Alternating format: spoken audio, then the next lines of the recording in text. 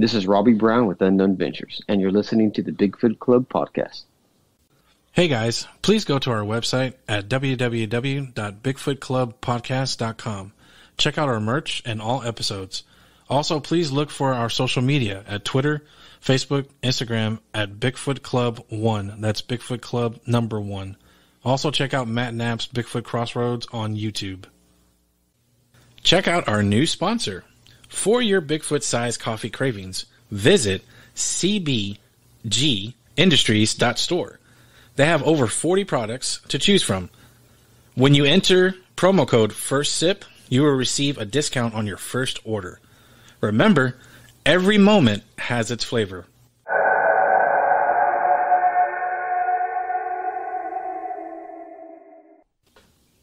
Hey everybody, Robert Jesse Dominguez, Bigfoot Club, Season 5, Episode 19. I'm here with my nephew, Steven.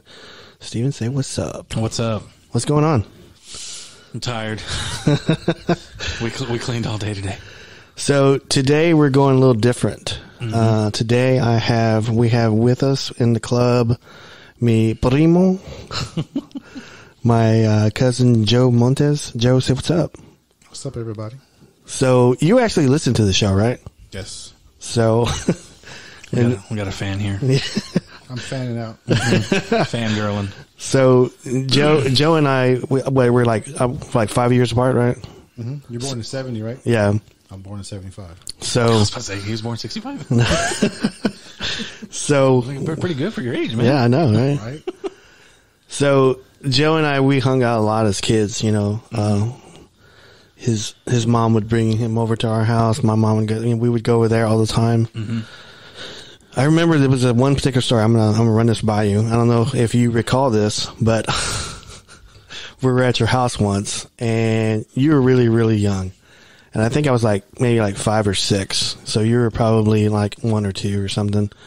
And your sisters, Alice and Patty, and my sister Sandra, were trying to teach me how to roller skate. Mm-hmm.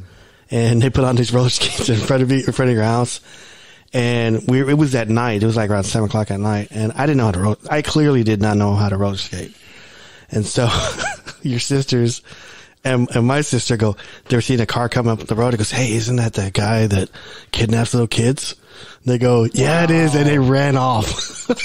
That's dirty. And what did you do? I was just slipping everywhere. I was trying to run and I couldn't. Bro, this is like West Dallas. This is Ledbetter. Yeah.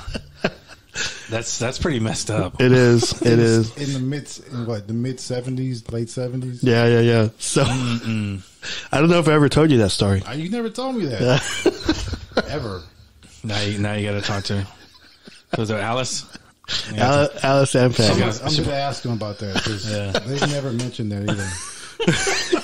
They're going to be like, I don't remember that. Yeah, I was crying, man. When you were a kid, you believe that. Yeah. That's I got locked out of my grandparents. They used to stay right there off of Loop 12. It was apartments. It was like townhomes. Mm-hmm. Before you hit like West Dallas and 30. Mm-hmm. And my older cousins locked me outside of the apartment where my grandparents lived. And I remember an old man coming down, walking. I'm 4. I'm terrified. And I'm hitting the door, crying. Yeah. And it was horrible. It's bad, right? Yeah, it's horrible. Crying and couldn't breathe, hyperventilating. Oh man, y'all went through some stuff. And they're laughing. I'm glad I never did that to you. Yeah, you could torture kids back in those days. And it was okay. Yeah. Now they report you. Yeah, if you say something negative, right. Yeah, no, you got to put fluid back in the thing. Yeah, don't be a serial killer. Gen X. Mm-hmm. So it's terrible. But I wanted to bring you on because I want to talk about a movie. But before we talk about this movie, I wanted to talk a little bit. You guys seen the video that's been going around on the internet, the Colorado Bigfoot, right? Mm-hmm. Right. So it's supposedly this couple that's on the train, and they're using a really low quality phone to record, like an iPhone 7 or something. Yeah, so you can clearly see the background is hilly or mountainous, and it's tannish. There's some rocks, and there's some weeds and stuff. and you can clearly see like an image moving, and it's the same color. It's like tannish, and I don't know if you guys saw that. Blended it. Yeah, I saw it. I saw it on TikTok. So dumb. So what did you think of it, Stu? I thought I was like, oh, cool. They finally got something, but to me, when I first saw it, I go, why does he look confused? Like he bumped his head or something. And he was like disoriented. Yeah. And he was just, the way he was walking, it wasn't comfortable with the terrain. And I was like, it just looks weird. It looks like he's just. Yeah. He was walking like the terrain hurt his feet. Yeah. And he was just like, and I was like, his head and face looked like, remember, Chaka? Yeah. I was going to say that. It looked like Chaka from Land of the Lost. But he's all grown up now, right? Like a grown up version. And that's Chaka's father. Yeah. Go ahead and ask me. What's his name? Baka. First name Chew. Stupid. And the way he sat down looked really too human. Yeah. Yeah, because I was thinking to myself whenever I saw the video, I go, just because it's like recorded off a train, I'm supposed to believe it's real. Mm-hmm. And I mean, it's rare. Like, yeah. Like, oh, like how are you gonna? I get that, but at the same time, it just looked. And no, a Bigfoot would never be. It would probably be on the tree line and be like, "What is that?" Oh, it's a train, or it's a whatever the language they speak. Yeah, they call it train. I don't know. But here's the thing: I've interviewed like hundreds of people, and whenever I do talk to them about movement, they always tell me that Bigfoots looks unnatural, like it looks like it's floating or gliding or something like that. So. This thing didn't look like it was gliding or floating. It looked like it was like cumbersome, 7 Mary 3. But anyway. No, like I was telling you too, like his legs, like it just looked like disco pants. Like cargo pants or something? Like it was just like there was a lot of loose like pants down here whenever it was. I go, what? It just looks weird. It just didn't look. So I don't know how far back that video came out, but I think just today or yesterday, Matt Moneymaker with the guy with BFRO, the guy who was Finding Bigfoot, he posted that it was fake. It was a local like car rental service group that was doing a commercial about Sasquatch equipment or something. I don't know, something like that. So that's the thing though. There was no camera crew. Yeah. Why was he all wandering off? And then isn't that like dangerous? Like someone in Colorado could be bear out there. Or get shot. Exactly. Like, that's just no. What car rental place is in the middle of nowhere like that? And what car rental uses Bigfoot as their sponsor? Know. Squatching cars. Was he taking a smoke break or? Yeah. What is it like? What is the car place called? I have to look it up. I gotta look it up. I can't think of it by heart. Squatch out? Squatchavis? I don't know.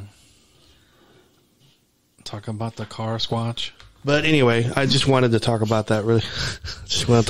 Quick. So yeah, no, we talked about Bigfoot, so we should be good to talk about anything else. Bigfoot, yeah, and then we're gonna get some memes that we don't. We don't talk about enough Bigfoot stuff. So. Bigfoot, I guess whatever. Whatever, dude. So I wanted to talk about Escape from New York. This to me, I don't know about you guys. I can't speak for you guys, but this to me was by far. I love Star Wars growing up. I know we're part of that Star Wars group. Like when it first came out, that was very, very moving to me. But for some reason, this Escape from New York, because of the anti-hero that he was, that was not a thing. And I was drawn to this movie like immensely, like its darkness, its ominous, view of it, of the future. So I don't know. I just wanted to say, what did you, because I know I bought some stuff for you as a kid, I bought you like a VHS, right? And so for those who don't know what that is, that's a videotape to watch movies. So with a VCR. So for I know that wasn't your generation, but it was. I liked anything you liked. Okay, at the time. All right. You can go ahead and say it. Okay. I liked anything you liked, and then as I got older and watched it, and I was like, oh, I finally understand this damn movie. But yeah, no, I definitely did enjoy Escape from New York, and to me, I think that's the only movie that exists. There's no sequel. Yeah, I have to agree with that. Joe, what did you? I was obsessed with that movie. We both were. Yeah. It came out when I was 6, 7. Yeah, I was like 10. Yeah, and I remember we bonded over that movie. We used to watch it constantly, refer to it constantly, talk about it. Reenact it. We used to walk with a limp and stuff. Right, it was try to find an eye patch for no reason. Yeah, we'd get a cardboard and color it, and put 2 scissor holes to it, and we'd get a rubber band. He was the coolest dude ever. The way he talked, I didn't know he was doing Clint Eastwood at the time. Right. Till later. Oh, really? Yeah. He was doing his version of a Clint Eastwood. Because they wanted Clint Eastwood to play him. Well, right? they wanted Charles Bronson. They wanted Charles Bronson. Charles Bronson, that's right. But he was too old. But yeah, definitely. But whenever John Carpenter wrote the movie, he had Clint Eastwood in mind. Mm-hmm. Like, I think he wrote it in 74, 76. Right. They kept putting it off because they wasn't the right time for it, they said. But I thought, because like at the time, Kurt Russell was a big gamble, because at the time he was doing Disney movies. He was doing kid movies. He did This Is Elvis, right? Right. He was Elvis. He was Elvis. He was on Gilligan's Island as a kid. He did. That I didn't know. I did not know that. Yeah, he was actually a Jungle Boy on there. He didn't talk. He was a Disney kid, so it was like it didn't make sense to put him in his role. Well, didn't back in the day they did that a lot. Like they like Michael Keaton being Batman. Like he wasn't Disney, but he did like a lot of comedy. He did a lot of comedy. Yeah. So that wasn't. I guess John Carpenter was that after or before? It was after. It was after. It was after. This one was made in 80, released in 81. No, so Batman was 89 then. 89, yeah. So okay, so Tim Burton was following, I guess, John Carpenter. Yeah, because he typically like gets like funny people to do a dark role. Mm-hmm. We're talking about Burton, right? Yeah. So, but John Carpenter, I think he made this movie for like $5 million. I think. Mm-hmm.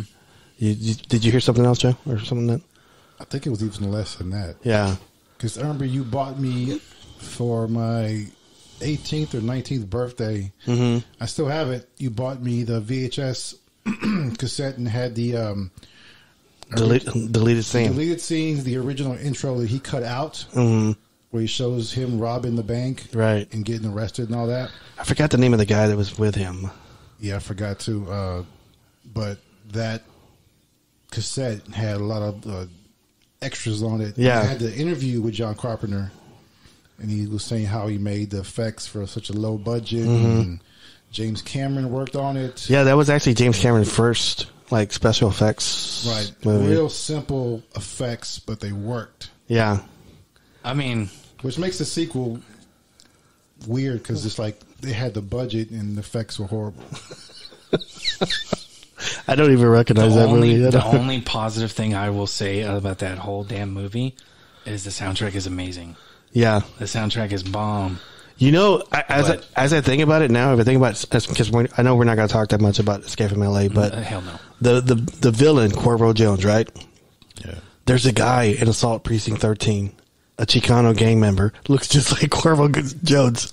Really? Yeah, he's got on the original. Yeah. He's got black hair. He's got the. Is it the same actor? No. Like the beret. The beret. I got to rewatch that. So that's kind of. Who directed? No, we're not talking about that. It's crazy because we saw it in the theater. Remember the night it opened? Yeah, and it was like midnight showing, first night premiere. Me, you, and I want to say Jason, Mike Stazak. I remember Weddle. You were really excited for that movie. Yeah, you were. We both were. Yeah, and you were like, "This is a sequel." We waited 15 years for this to come out. Yeah, you were like, "This is a sequel that's been like we've been waiting." In the nuts. Yeah. I remember you had the cutout newspaper of the poster, and I was like, is he surfing? Why is he surfing? I don't understand. Yeah, and then I remember how's the movie? I mean, I really wanted to walk out of it, to be honest with you. I really did, but I didn't out of respect for Kurt. So. But the soundtrack, though, right? Soundtrack was good. That's probably about it. So. Remember you bought the CD, right? Yeah. It's because it'll look cool. Yeah. I think I still have it. So yeah, you still have it. I have it too. But let's get back to the real one. The real one, the only one that matters. Yeah. So I know John Carpenter. He uses a lot of the same people, like Ernest Borgnine. He's used Donald Pleasant. Did you guys know that Jamie Lee Curtis is in this movie? What? Yeah. That's who? The voiceover, right? Yeah, she's a robot. Like whenever they talk about the very beginning of the like the wall around the island, she's a voiceover. See, I've heard that she was and that she wasn't. Right. Because I also heard that Deborah Hill, the producer, was the one who did that. Well, I can't never get him to Carpenter to say either or. But I've heard both. I sent Steven a YouTube documentary that has commentary of John Carpenter and Kurt Russell, and he clearly says that she was, because he was so close to her from Halloween. So I think I've seen that. It's on YouTube, right? Yeah. I think I watched that like a couple weeks ago. Are you getting ready? I fell asleep to it. Oh no! Was Halloween his first movie? It was his successful movie that got him this deal. So when he did Halloween, they gave him a two-hit picture. Yeah, 2-picture deal. They wanted him to do the Philadelphia Experiment. I don't know if you knew that. I heard about that. He didn't feel comfortable writing it, so he did Escape from New York, and then he did The Fog. The Fog, yes. So he wrote that, right? Yeah. Interesting. So he wrote Escape from New York, but Nick Castle came in and did all the comedy, like with the president and Ernest Borgnine, and just like what's the routine of them doing the Broadway play? Yeah. In the theater, that was all him doing that. So, and also Nick Castle, the producer and co-writer, he's actually playing the piano in there, and John Carpenter's played the violins. See, I gotta go back and watch that. John Carpenter is a jack of all trades. Yeah. Man. And he played all those instruments, the synthesizer sounds and the creepy, eerie stuff. That's him. Man, his music, like whenever we first saw it, his music, like before I even saw one screenshot, it sold me like completely. Mm-hmm. And I was, you know what? I like this movie. I don't know what it's about, but I like it. So I don't know. He's definitely a good visionary. The soundtrack I bought, if you turn it over to the back, it shows all the instruments he used to create it, all the synthesizers, and it tells you every instrument he used to create these sounds. And it's even got a picture of him actually playing it. Mm-hmm. So I loved that score for that movie, just so creepy and iconic and futuristic and scary sounding. I mean, because like Snake Plissken was like way before Stone Cold Steve Austin as an anti-hero. Oh yeah. And so to have him, he's a guy that'll blow your head off. Yeah. Because like, whenever he got Cleef in this movie, Cleef? Yeah, when he got in this movie, because I knew him from like spaghetti westerns. The spaghetti westerns, yeah. And so the ugly and yes, yeah. So to have him in this, because I think John Carpenter even said this before, that this is pretty much like a western, a little bit. I didn't know that John Carpenter was dating Adrienne Barbeau. Yeah, he was actually married to her. Yeah, he was married. I didn't know that till like a few years ago. I didn't know that either. That commentary, that's what it says. Like both of our exes are on here. Yeah, because like Kurt was like both of our ex-wives are on here. because he was married to that girl from the Chock-full of Nuts. Season Hubley. Yeah. Jeez. Because like they had a pretty good chemistry. You could kind of tell. Yeah. Like he didn't want to touch her or kiss her, and she goes, you have a plane? Yeah. Take me with you, Snake. So he was like, why? He was saying, he was kind of saying that he didn't want to do an asexual by not kissing her, but he kind of did do it. So he says in the interviews like that Snake is like asexual. He doesn't care to make friends with men, or appeal to women. Mm-hmm. All he cares about is performing whatever task is in front of him, and staying alive. Mm-hmm. So isn't it ironic though? Because the way John Carpenter wrote this, he wrote it like, the president has got issues. He's trying to save with the nuclear fusion stuff, and then you got the the workers they're trying to wreck him or like crash his plane, and then you got Hulk that are putting these little bitty things inside his neck to kill him, and everybody's a little bit bad. Like there's not really a good, and like the person that you lean on is the worst person ever. Right. Like Snake Plissken. So I just thought I was about to say the Duke. No. Because it's like a dystopian future. Where, Yeah. So I don't know. And then John Carpenter was saying that that he got the name Snake Plissken from actual guy. Yeah. And it was like, I don't know if he went to school with him or his friend went to school with him or something. A friend of a friend who knew a guy named Snake Plissken who had a snake tattoo. Yeah. And he could move the snake on his stomach. And so he was kind of a ridiculous dude. Yeah. Because they never mentioned his real name on this, right? They never mention it. His file or nothing, right? Plissken. That's his real name, right? It was S.D. Plissken. Okay. It's like when he gets to the prison, he's reading his bio. He's like Lieutenant S.D. Oh, that's S.D. right. That's Plissken, right. Purple Heart, Leningrad. Steven Dominguez Plissken. Youngest man to be decorated by the president. Yeah. President what? President what? It's not funny. I'm ready to kick your ass out of this world, boy. Now, y'all know that there was almost a remake of that, right?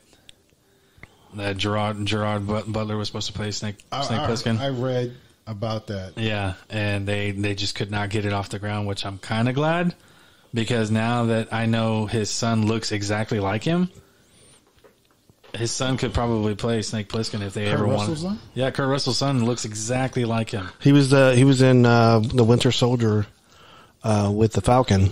He played a U.S. agent. How old is he? He's 35, 36. Yeah. He looks exactly like him. He's probably a little taller. Yeah. He's probably like a little taller. So. Definitely. Let me see. Hold on. Yeah. So he could pull off Snake now. He probably could. Sounds just like young Kurt too. I love young Kurt Russell. Yep. Yeah, I think. What's his name? I can't remember. I can't think of his name either. But I'm just gonna have to put Winter Soldier and look at. But one of the characters that I love so much in this movie is Frank Doubleday, also known as Romero. Wyatt Russell. That's his name. That's his real name. Wyatt. Wow. So yeah, that guy was crazy. He was crazy. He was also on. You could do it. Yeah. Let me see it. Steven showed me a picture. Oh yeah, he looks like Chris Pratt or Stephen Amell. Mm-hmm. So he sounds just like a young Kurt. Wow. That's why they're doing that. Was it Monarch? Oh, okay. Legacy of Monsters, and Kurt Russell's on there, and his son, and they're playing this guy right here. Yeah, he's playing the younger version of Kurt Russell's character. Oh, okay. So I was like, yeah, that makes sense. Wow, definitely makes sense. Wow. But yeah, I'm glad they didn't do the remake. I kind of wanted it. Yeah. But after I just have to remind myself there's an Escape from L.A. Let's hold on that. Yeah. Let's not try to follow that footsteps at all. How would you guys feel if John Carpenter got this movie and remastered it and then entered all the digital stuff now? How would you guys feel about that? The original? Yeah. So how would you guys feel about that? I wouldn't like it. Of the original? The original, yeah. If they were to remaster like they did with Star Wars, yeah, George Lucas. I did not like that. I don't like seeing the digital stuff added because you saw the original and you got all these creatures in the background that weren't there originally. Right. I don't like it. No, because they messed up one thing. I'm going to bring this up on Star Wars. I think as a kid when you used to always make me watch Star Wars, and I didn't have a choice. Right. Didn't have a choice, but I ended up loving it anyway. Return of the Jedi, or Jedi, whenever I was a kid, I said Return of the Jedi.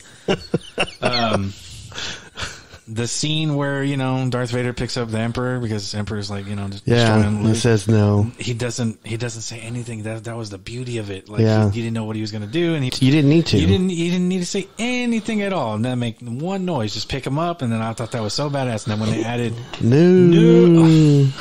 They added what? They added the no part where he goes, no. He picks him up and then throw.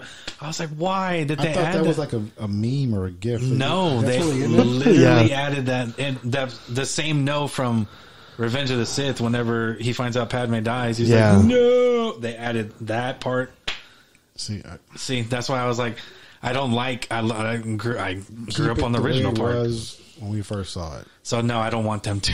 Yeah. I don't want them. What would you add digitally to Escape from New York? The plane crash. The plane crash, maybe. I think that would be cool. The outline of the city and the wall, maybe. I don't know. It was so effective the way they did it. Yeah. I think it's the way it's shot, the way it is. It just you don't need to. Yeah, it was all animated. Yeah. So and the fact that they were at an actual burnt out city made it so realistic. You felt like you were in New York City. Yeah, and wasn't that the World Trade Center? It was. So they can't really do a plane crash on that. I'm sorry. I no, just realized I said that. No, he crashed somewhere else. He didn't crash at the World Trade Center. Oh, I thought it was. No. Okay, they were actually at the World Trade Center when he came out of the building, and they're at the end where they're chasing him. Oh, okay. So he landed the plane on top of the World Trade Center. Right, there you he's go. on top of it. Okay, all right. That's still two too, towers. a little too close down. We're just going. Yeah. I'm not. We'll leave it the way it is. Yeah. That's what I said. Okay. Like it was so beautifully simple. Yeah. Don't go around and add to it. And it's gonna. That's probably a movie that if it's on, I'll watch and I'll stop and watch it. Like if you're flipping through the channel, that's what he asked me earlier.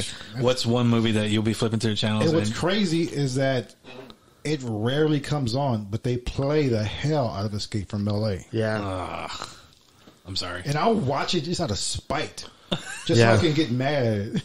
I go, it's still Snake. I still want to see him. Yeah. But I'm like, oh, that shouldn't be in there. That shouldn't be in there. Take out this, add this, change this. I think the one thing that pissed me off throughout the whole movie, and it's the whole movie actually, but the one scene that really makes me cringe is the fucking basketball scene. Yeah, that makes one. No sense. Scene's horrible. That one, or even the surfing, the motorcycle scene. The surfing I could have been okay with. That's fine. In the back of the truck. Yeah. That looked horrible. Yeah, but the basketball scene, I don't know what that was stupid. When the he's whole surfing next to Steve Buscemi, and he looks at him driving by, and he looks at him, and he like does a double take. And then, like, isn't that Peter Fonda? Or yeah. He goes, "Yeah, man," gives him a high five. Bitchin'. Right. He says, gives him a high five. Yeah. He gives him high fives and goes, "Bitchin'." Oh, that movie's terrible. Yeah. Oh God. If they were the whole what's her name, Pam Grier playing became she was a man, now she's a woman. Yeah. I was like, come on, bro. That fits with today, though. You guys admit that fits with today. I mean, It does fit, but even the scenery, it just felt like a movie set. Yeah. It didn't feel like a real city. Mm-hmm. And Escape from New York, and you felt like you were in a dangerous place. Yeah. I was telling like whatever before the pizza got here. I was telling Joe my favorite character is Frank Doubleday, which is the guy that plays Romero. The guy who was, you're not in there in 30 seconds, he dies. Oh yeah, 19. That was Jabron's favorite character. Was it really? The whole movie. He's like, I love that guy. There's something about him who's just fucking stupid. He took that role. He took that role and just ran with it. Mm-hmm. He did the spike hair, the bracelets on his arm, the way he takes off his glasses, so the way he points like that. Right. Jabron thinks he has the best death ever. He died cool. Yeah. I'll just say that. Jabron said he died stupid, but and you're just like, what? Kind of frozen as he falls backward. Yeah. You're just like, I want to know what they were doing to the president in that room. Oh, yeah, because they had him in a wig. A wig, yeah. And they were like, what were they doing to the president? He was tied up and Pulp Fiction. I don't know, but I think Donald Pleasant. I think that was a lot of his idea. To be funny. Yeah, didn't he say that, or John said on the commentary that he had like a whole backstory on him, and that he wanted to do it, and then John was like, "No, we're not doing that." He was the illegitimate son of Ronald Reagan and Margaret Thatcher. That's right. How he became president, he had a whole backstory on that, and John was like, I'm not using that. I'm not using that. I'm sorry. You're just the president, all right? So, and also, whenever they're in the plane and they're about to go down, the guy that's hitting the cockpit, that's Gerald Ford's son. Yes, I heard about that. So I thought that was kind of cool to throw that in there. So, what did he say about the pod? It looked. He said it was something, and then Kurt was like, well, "Are you serious?" Yeah, I think he said something about it that it didn't really look safe. Yeah, and he's like, "Oh, I'll get in." And he's like, "Wait, what? It's not. You're not. We're not. I think he said we're not supposed to film you getting in." He's like, "No, I'll get in." There's no seat belt. He just kind of He just there. sat down, It's like- and then the thing closed. And I they're know. like, You know who'd probably like it is what's his name, Mork from Mork and Mindy. So, The egg. Yeah. so, but anyway, but like most of those scenes were like, I know you guys know this. It was filmed in St. Louis. I did not know that. You didn't know that? I did not know that. I thought Joe, it was Joe, you knew that, right? Yeah, it was a burnt out section. It was like a part of St. Louis that had a fire in like 1976, and they never try to fix it or anything like that. 4 years later, it was still jacked up, and they allowed them to use it and that's turn the power on and off at whenever they wanted to. That saved their money, like budget wise, like big time, because they couldn't do that in New York because it's too expensive. To do that, so. And I think that train deal, the train area was in St. Louis too. Wow. So they flipped. crazy. They flipped. I think they only had one real shot in New York, is whenever they had the back of the Statue of Liberty. Right. Whenever that was a real New York shot. Whenever Tom Atkins was coming out and talking. Oh, shit. What the hell? Yeah, Frank Doubleday. I wish they'd have showed him more. So. If he's not up in 30 seconds, she dies, or he dies. But Isaac Hayes, man, I even to this day, I thought he was a great fucking villain. Because he didn't have to say nothing. No. He just looked cool. Just showed up in that chandelier Cadillac. So, with brain. You know what really caught my attention as a kid when I watched that the first time was whenever he's going through the bridge, driving to go get Snake, and his eyes twitching. Yeah, that was his whole idea. That's Isaac Hayes' idea, because he said every time he thought about Snake, he wanted to twitch the eye because he was so pissed. No, the snake affected him so much. Yeah. So around everybody else, I thought that was. I caught that as a kid. I was like, well, Yeah. God, what is this eye twitching? That's scary. yeah. Oh, crap.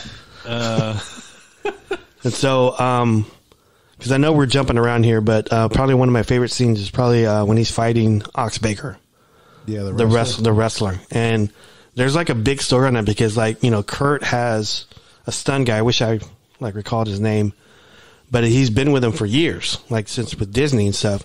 And so he was fighting with Kurt's stunt double, and Ox Baker bops him in the head and gives him like a big knot on his head.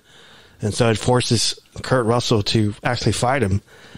And his stunt guy said, "Be careful." So Oh wow, thanks. And so, I don't think Ox Baker knew, even though they explained to him, about acting as opposed to, being a wrestler. And I don't think he could correlate that. So he was constantly like, whacking Kurt Russell like really hard. And I think Kurt got fed up with it, and he bopped him in the balls. Yeah. He says, "Hey, calm down, otherwise you're going to get this." Oh, that what did they call that in wrestling? Steve. I just remember Steve called it something. What did he call it? It was if they're being too rough, they call it a receipt. A receipt. Yes. Yeah. There you go. Very good. Yeah. So I'm pretty sure he did a receipt. Yeah. And I'm like, hey, dude, like, stop. But in those scenes with the trash can lid, he goes, he's got the lid up because he's bashing the hell out of yeah. him. He's like, Jeez. I gotta keep it up. He's gonna kill me. Oh, yeah, because he's like 300. He's like 7 foot, 300 pounds. He's humongous. Dang.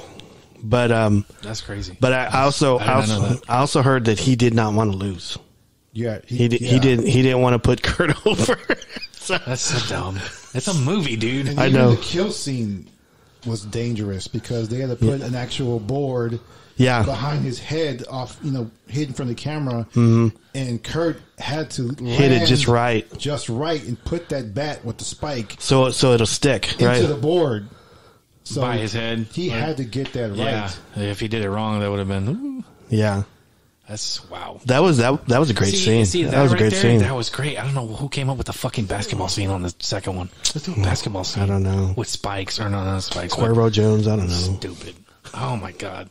I thought that was the worst villain ever. What's the guy? The guy who was in the Cheech and Chong movies. He was the cop. He played the cop. what is his name? What's it, Stadenko? Yeah, but The actor. Stacy Keach. Stacy Keach. Yeah, Yes. he was one of the cops. Oh, yeah. He's always constantly spray painting. I'm not spray painting. He's spraying his cactus. He's got an interesting voice. I'll say that. Yeah, he was good on Cheech and Chong. That's it. that was it. No, nothing more. He was on. I get mixed up with him and the guy from Rambo. The other white cop. They look exactly. They look like they're brothers. Yeah. I know who you're talking about. I forgot his name. Oh, the guy that Rambo says, "I'm coming for you." Yeah, Murdoch. Yeah, It's like Murdoch. I'm coming for you. I forgot his actor's actor. name. No, you're thinking about First Blood. Yeah, I'm sorry. I said Rambo. Yeah, Yeah. First Blood. Yeah, First Blood. yeah. That's every time I see. He was on Cocoon. Yes, He was on Cocoon. Yes, he was. Oh man, I love that movie. You know, I recently saw that movie. That guy from First Blood. Brian Dennehy. Yes. Jeez, Jesus. Yeah. I was looking at a him. walking IMDb here. Yeah, he was the cop. He was He was a King shit cop. He was on a Cocoon, which I recently saw for the first time. Like last year, and then I saw the second one this year. Oh, it's a pretty good movie. It's a great movie. Great. And then what was my Steve Gutenberg. what was my reason why I didn't want to watch it? I forgot. I'm gonna say it. He was like, "Hey, you want to watch it?" I go, "No, why not? It's just got a bunch of old people in it. I don't want to watch that." He goes, "Wow, okay." I don't want to see Wilfred Brimley. Yeah, and I was like, I don't want to watch it. And then I finally broke down and I watched it. I go, "Oh my god, this movie's amazing!" I think we watched it once when the Super Bowl was on. Yeah, because we were not really into what was happening. Yeah, on the Super Bowl, and we're like, "Hey, Cocoon's on." I forgot who's playing, but and then I was like, "Man," and then he kept telling me, "Because you got to watch the second one." I go, "Man, the first one was already bad enough, man. I don't want to cry anymore. First one was sad as hell, and then the second one was even worse." But they're great movies. I never saw part 2. Really? it's good. It's really good. It's Called worth. The Return, right? Yeah, Yeah. it's worth it. I'm telling you. Yeah, it's a good closure of, because you're always wondering what happened with them, and they come back and they pretty much say what they've been doing, and it's a great movie. Everybody comes back, right? I believe so. All the original characters come back, except for the people who died. In the first one. the lady. What's her name? See, Rose. That's Rose. the part that bothered the hell out of me. I was like, "What the hell, man?" Yeah. And then they were like looking at, her. yeah, because he was being a douche about it, and I was like, but he comes back. The husband, he comes back on this one. I think it's just a great movie. I think a couple of them died right after the movie. Yeah, So it's a great movie. I loved it. Definitely buying that on Blu-ray or something. But getting back to Escape from New York, one of my other favorite scenes is whenever he goes into the theater and he runs into Ernest Borgnine, Cabby, and Cabby notices him right away, and then he's following his tracer for the president, and he goes to the bowels of the theater, and he comes and goes, "Hey, you're Snake Plissken, aren't you?" It's the first time, and he goes, "You don't want to go down there, Snake."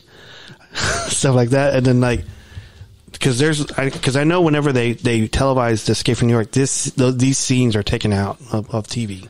They're very disturbing. Yeah, where there's rape or whatever. Yeah, where they're taking that girl's clothes off, and they're pushing. Yeah, like clapping and pushing her. And Kurt says that he got a lot of fan mail about that scene. Really? Yeah, that how come Snake didn't help her?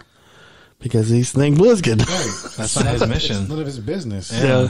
He's only got one mission, and stay alive. He says on the interview, he says, "Not my wife, not my life." That's what he said. Wow. That's pretty good. I like that. So Good one, Kurt Russell. So Hey, he's not a hero. He's not going to go around. no, at all. I got a mission. I got a time limit. Because other than Season Hubley, the other person he cared more about was Maggie. And you see it, but he understands. Whenever they're on the bridge, I know we're jumping. Like I said, we're jumping around. When they're on the bridge, and Brain gets it, he steps on the mine and he dies. He's pleading with Maggie. Maggie, come on, let's go. And she just sticks out her hand. Say it like Snake Plissken. Maggie, come on, come on. So she just sticks out her hand. And, he knows then, okay, she's loyal, hands her the gun, and he takes off. Right. And so that part, you know, because he cared a lot for her. Mm-hmm. You can kind of tell because you know there was some, and then like whenever he first meets her at the library, mm-hmm. He has this line that just to this day kind of hits me, and she goes, "You're Snake Plissken." He goes, "What do you want?" He goes, "I want to meet the Duke." So and then she smiles after that. So right. You know, it's almost like a sexual type of. I know I'm going overboard down here, but it's kind of like a sexual line, you know. I want to meet the Duke. So I don't know.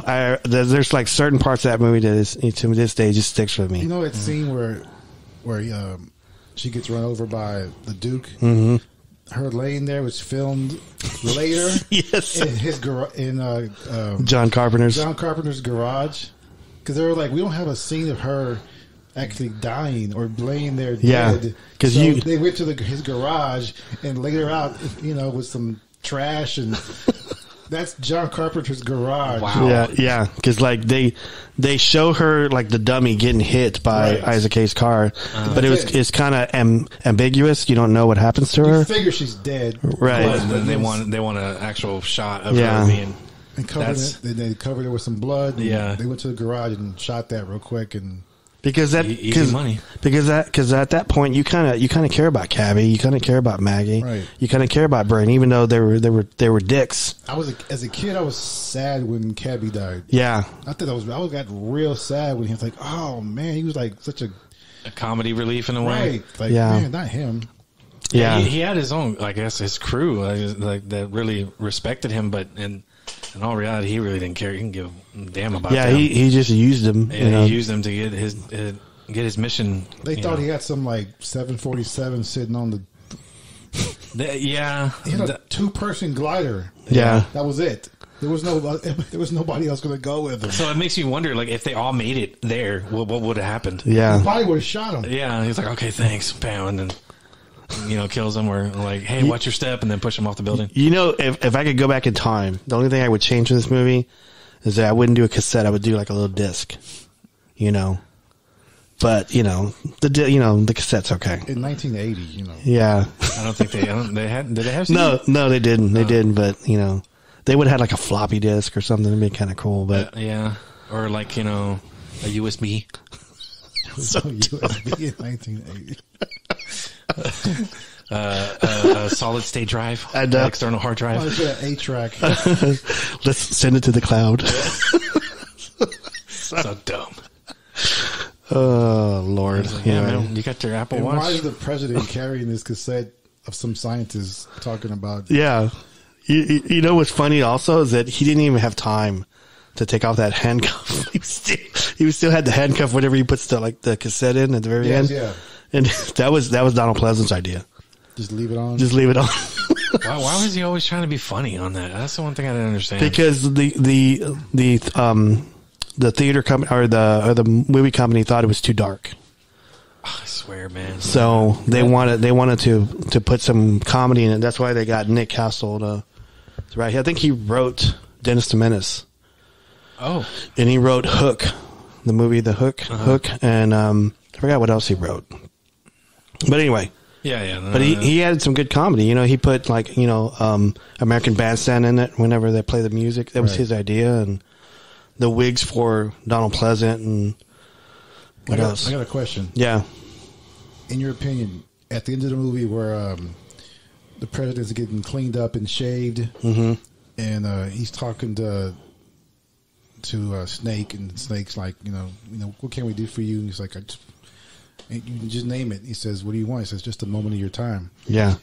And he says, yes, people died trying to get you here. How do you feel about that? And he's kind of blows him off while he's checking his makeup. Yeah. Do you think that Snake would have gave him the correct cassette if he liked his answer? Ooh. But he gave him a kind of blew him off like, right. I appreciate their sacrifice while he's checking his makeup. And Snake was like, okay, I'm gonna keep. I always thought that, like, deep down in that moment he decided, okay, you're gonna be an asshole. I'm keeping the real cassette. Yeah. And walks away and pulls it out. Yeah. Which I thought that was a great scene. Do you think if he gave him a better answer, he would have gave him the actual real cassette. Maybe. What do you think, Sam? I think so. I think that was a test because he's like, yeah, I want a moment of your time. And then when he actually, because you can tell he didn't give a shit. But then at the same time, neither did Snake. But I guess it showed the human side of him that he actually did care. I loved his answer. Just a moment of your time. Yeah, just a moment of your time. And yeah, I think he would have gave him the correct cassette if he gave a better answer, at least empathize with it. Yeah, whenever he's driving the cab, he goes, give me that cassette. Not just yet. Yep. He just had an idea. I think he knew what his plan was on that. I remember we used to always quote the oddest lines to each other. That's move fast. Move fast. Something's going down. We need him. That's what we always do. Lines like don't even mean anything, but they made us laugh. Yeah. That's funny because like we'll be quoting a movie to each other, and Blair will be in the background, and she was like, "Are y'all quoting movie lines?" Yeah. Like we did Napoleon Dynamite today. And we were just like, why? It passed. It's I can throw a word candy. You know, I can throw a football a quarter mile. Are you serious? I'm dead serious. No. Back in '82. It's a sledgehammer. It's dumb. Yeah, but I used to love quoting back to each other. Yeah, that's the oddest lines, and when we get their brain, just keep talking. So we're at 49 seconds. So we got about 10 minutes to kill. So I was gonna ask my question. I already asked it before, but what is y'all two's favorite John Carpenter movie? Right. And I think I already know the answer, but I want to know. Yeah, mine is always going to be Escape from New York, and then the Thing is always second. Salt and Precinct 13. The Fog is pretty good. I've seen The Fog, yep. You know, This Is Elvis is actually pretty good. I've never seen that. I've never seen it. Yeah, it's actually pretty good. So, Joe? It's Escape from New York, and it's always The Thing, number 2. I love The Thing. It's such a great movie. The effects on it are great. They hold up. To this day, they still do. I'm still terrified of it. It's not digital. It's right there. The physical thing right in front of you. Yep. And it did great cast. It keeps you off balance. You know, you don't trust anybody. Who's the thing? Where's it at? What's it doing? What does it want? Where did it come from? It never really explains it. I thought. No, it's ambiguous. So it makes it even scarier. But So, The Thing to me is number 2. Mine's flipped. Mine's The Thing, and because I think that was the first horror movie you showed me. Yeah. And at the time, I still tell people this at my job too. Like, oh, what was the first rated R movie? How old were you? Mine was RoboCop, and I was 6. And they're like, wait, what? Yeah. That's pretty violent. You remember seeing the scene where Alex, oh yeah, I have it all memorized. Give that man a hand. Right. And I'll be like, yeah. And they're like, dang, you actually saw that when you were saying, Number 3 for me is Big Trouble in Little China. That, you know what? I don't know why I forgot about it. I've watched that 10,000 times. Yeah. It's on. I'll watch it. It's such a quirky, weird movie. That's such a buddy movie, right? Yeah. Because him and that I forgot the Asian guy's name, but Wang. Yeah, Wang. That's such a buddy good movie. Yeah, it's a great movie. It's funny. It's action. I feel like I gotta watch that again. It's great. When I saw it the first time, I was like, I think I was hungover. Were you? Yeah, it was right after that whole. Oh yeah. It's campy, but it works. Yeah. You know, it's got Kurt Russell. He kills it because he's got that. He's funny and brings back the humor on this one. Right. But that's a he doesn't have any underrated movie. Yeah, he doesn't have any skills on it. He just happens to win. Right. By chance, you know, and I thought that was great. It's almost like a Mr. Bean type of victory or something, you know, where he accidentally wins. Like Forrest Gump's. Yeah. Yeah. So. But yeah, I know you haven't. Did you see the prequel for The Thing? I've seen a couple of scenes here and there. It's really good. It holds up. I like it because it has Mary Elizabeth Winstead. It's about the team that they find. It's the Russian team. The prequel, right? Like Scandinavian. Or I thought they were Finnish or something. Finnish or I can't remember. Or Dutch, Swedish, yeah. It's about them, right? It's about them. They find the thing. They're the first ones that find it, and then they hire Mary Elizabeth Winstead's character. She's like some type of scientist to pull out the DNA or something, and then that's whenever it.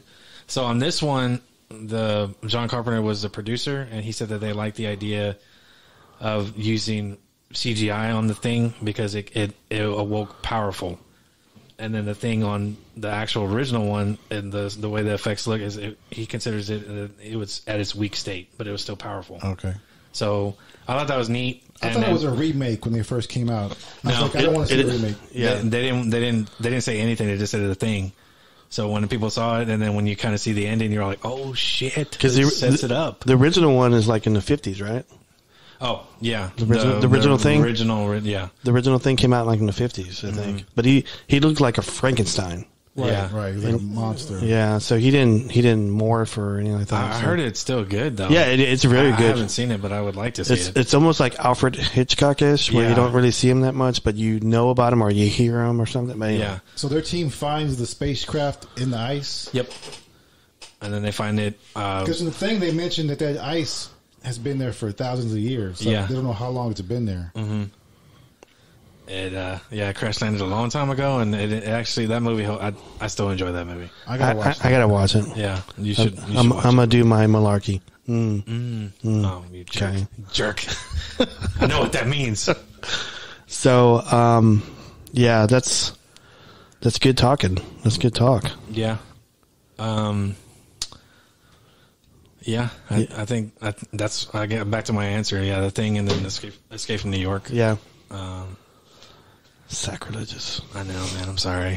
I just liked I liked it because it was my first really horror movie that I loved.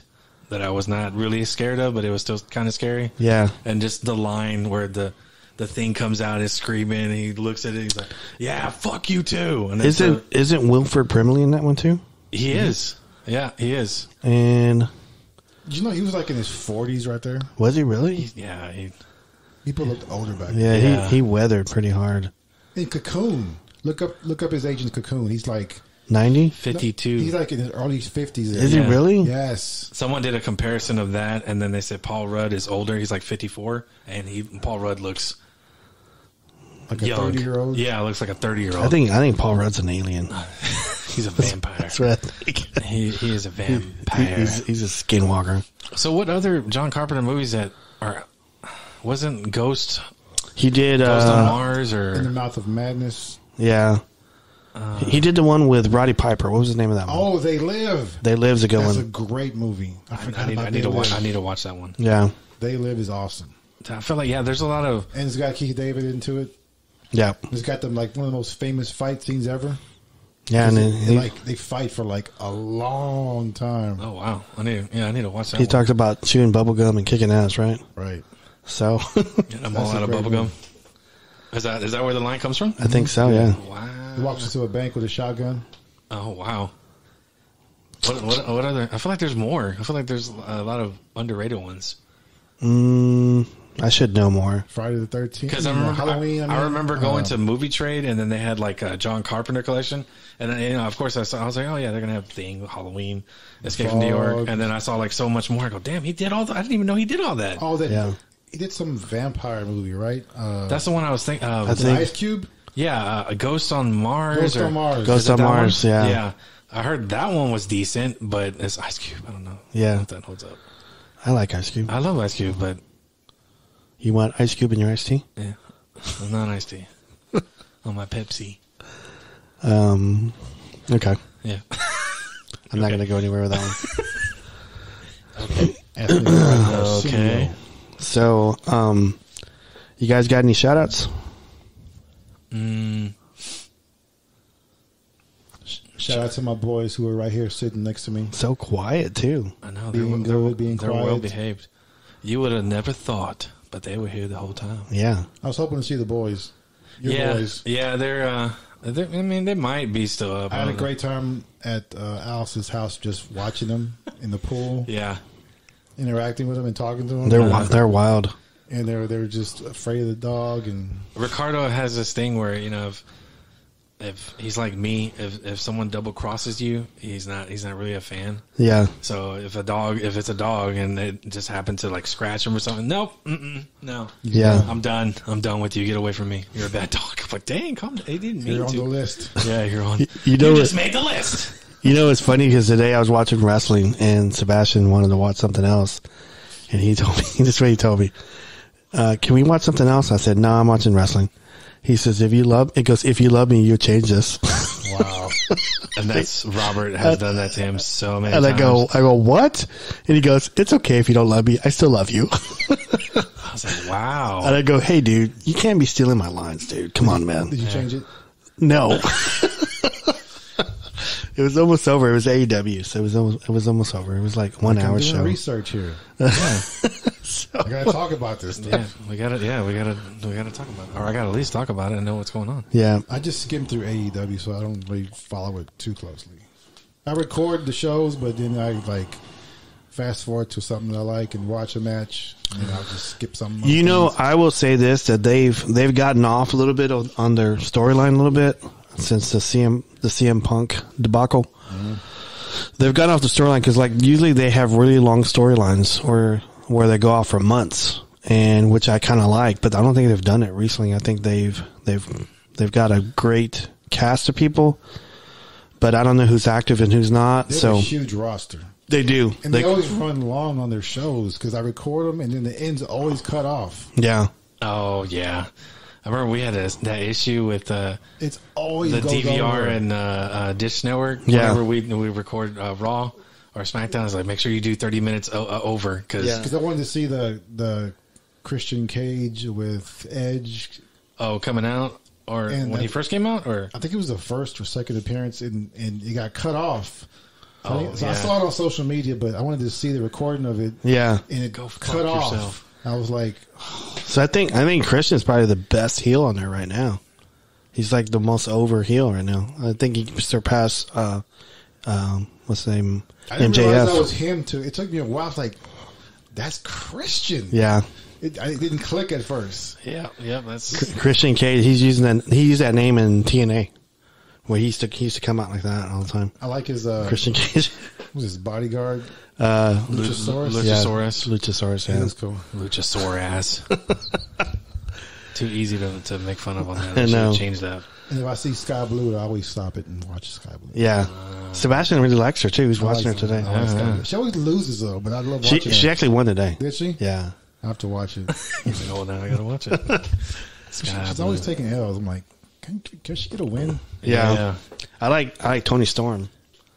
She's doing that whole Marilyn Monroe. Yeah, I thing. like Tony Storm. Is that the thick one? Yeah, Chris Statlander, I like her. I like who else do I like? Of course, Paige or Saraya. Yeah. I like her. The dentist, the doctor girl. DMD, yeah. But I think I could do something with this show here Why do you always gotta say that? because it's time to go. Time to cut. Yeah, it's 1 Cut hour. and go. It's 1 hour right now. So So you record for 1 hour, then you chop it up. yep. And it's usually it's still an It went hour. by quick. Yeah, I know. it does. I keep talking about Escape from New York. I know. We I know. can't do Joe Rogan style. Joe Rogan does that whole 3 hour Yeah. thing. Unless we have Theo Vaughn. Theo Vaughn. Get Theo Vaughn on here, then yeah, maybe we'll do 3 hours. That dude's crazy. And he's like, so what's up with Bigfoot, man? I don't know. What do you think about it? I think it's just a guy in the suit. So, you guys have any shout outs? Blair and the boys. Joe? Shout out JoJo. Shout out to Josh, a.k.a. Bear. My Also, daughter, right on. my daughter, Mariah, a.k.a. Yaya. And Oak Cliff. That's your hood? And Kurt Russell. Have you ever listened to Kurt this? Russell, yeah. And Kurt Russell. I know you're listening. John Carpenter did. So, I want to end it with, if you have a Bigfoot or a paranormal incident in your life, please email us at bigfootclub1@gmail.com. Please go to our social media, either Facebook, Twitter, Instagram, or TikTok at Bigfoot1. And please do a like, subscription, comment, 5-star review. That really goes a long way with us. So if you do that, it really, really helps us out. So we can say goodnight and Good luck. good luck. Stay black.